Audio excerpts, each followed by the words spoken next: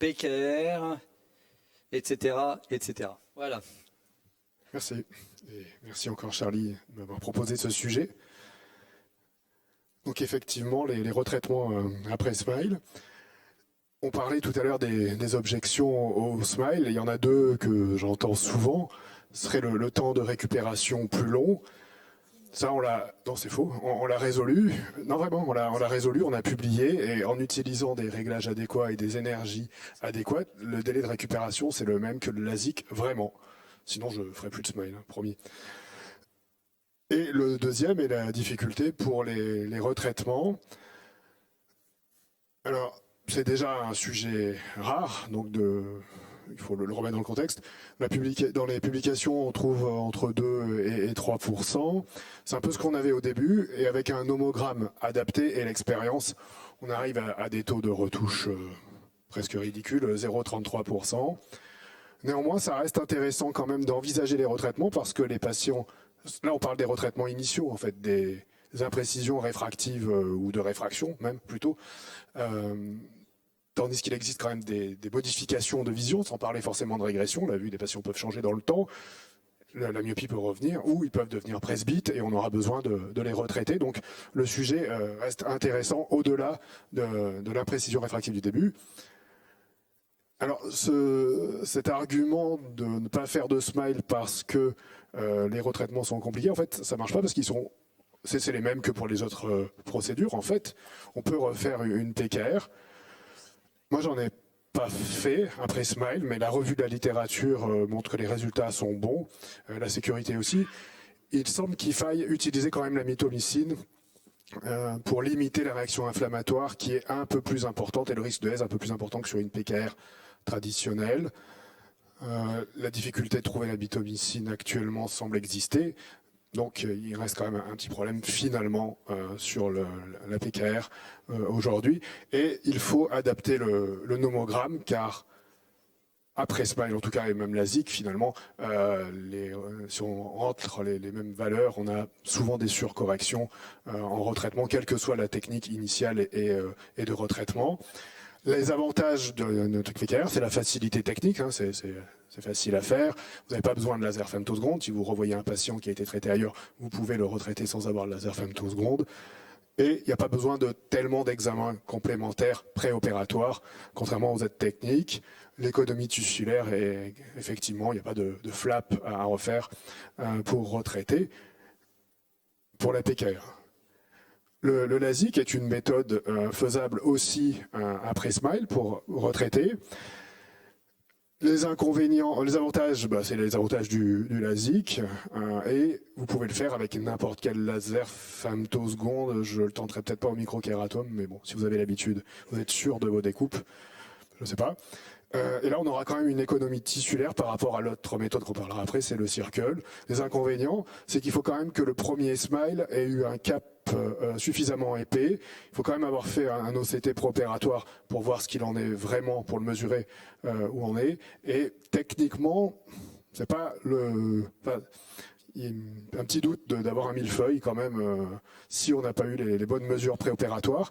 Mais si tout est dans les clous. Si vous avez un OCT pré-op que vous pouvez mesurer que le cap est au moins à 135 microns en faisant un flap de 100 microns, normalement ça doit se passer bien parce que même avec l'écart type de 15 microns, on sera bon. Si on programme à 100, qu'on est à 115, ça passe pour 135 de cap. Et même si l'épithélium a augmenté jusqu'à 80 microns, ce serait déjà beaucoup. Vous êtes à 100, il vous reste 20 microns avant d'être dans l'épithélium. Donc le flap à 100 microns sur un cap d'au moins 135 microns est réalisable.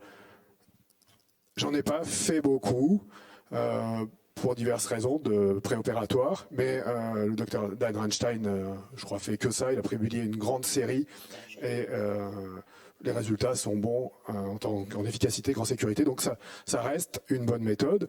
Du coup, pas faire de Smile parce que le retraitement imposerait un LASIK et faire un LASIK à la place, bon, ça tient pas. C'était une vidéo donc d'un retraitement LASIK après Smile. Je crois que c'était le premier que j'avais fait. Parce qu'en fait, plus ça va, moins on en fait des retraitements. Donc c'est forcément que des vieilles vidéos. Et on voit en bas à droite l'incision du smile un peu. Voilà, la découpe du flap, elle est normale. Et du coup, je faisais très doucement pour être sûr de ne pas avoir un millefeuille, en fait. Mais théoriquement, il ne doit pas y en avoir, hein, si la cornée préop, c'était juste des craintes injustifiées. Si on a tout bien mesuré avant, il n'y a pas de raison d'avoir de problème.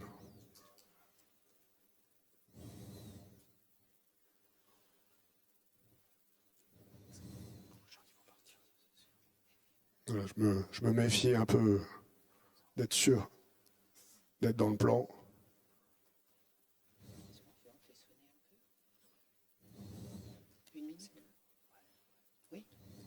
Ok, voilà, la suite, c'est un excimer.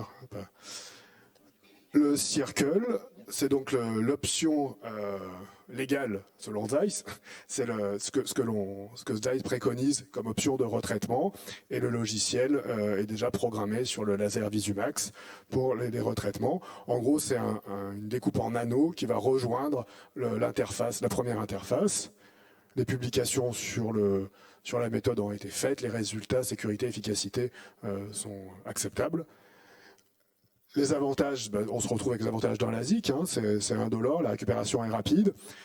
C'est sûrement la technique la plus facile si on oublie la PKR. Par contre, l'inconvénient, c'est que vous devez, pour le coup, retraiter avec le laser Visumax, qui est le seul à avoir le logiciel de retraitement de circle. Il faut au moins connaître les valeurs préopératoires ou alors les mesurer à l'OCT. Vous ne pouvez pas y aller au hasard comme en PKR. Hein. Et on va consommer un peu plus de tissu.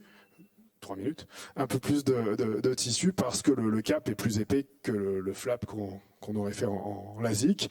Et donc, il faut adapter le nomogramme aussi, l'inconvénient d'avoir un flap. Les résultats, on va passer, mais ils sont bons. Il n'y a pas de perte d'acuité visuelle et l'efficacité réfractive est bonne.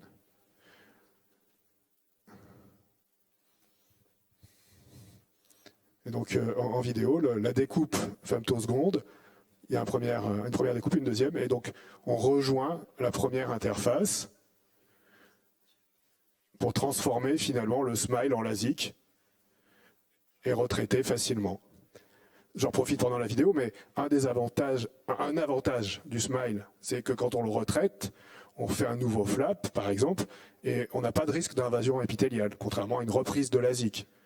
Donc finalement, un retraitement de smile en LASIK, c'est moins risqué qu'un retraitement de LASIK en LASIK.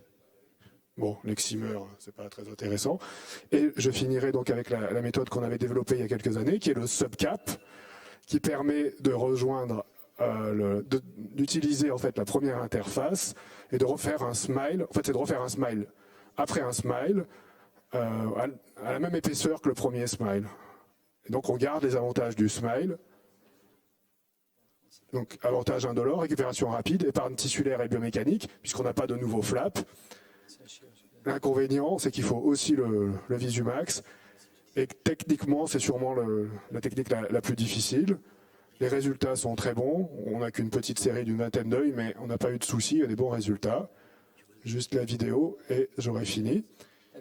Donc, l'idée, c'est de reprogrammer le smile à la même profondeur que le premier et d'arrêter la découpe juste après le side cut ou à peine une fois que le nouveau cap aurait commencé pour être voilà, dans la même épaisseur que le premier. On repasse par la même incision, on réouvre la première incision et en fait on redissèque, j'ai juste vérifié l'interface, et on redissèque la face postérieure comme un smile en fait. Et voilà, du coup on a fait un smile dans un smile. Ce qui permet de garder tous les avantages du smile.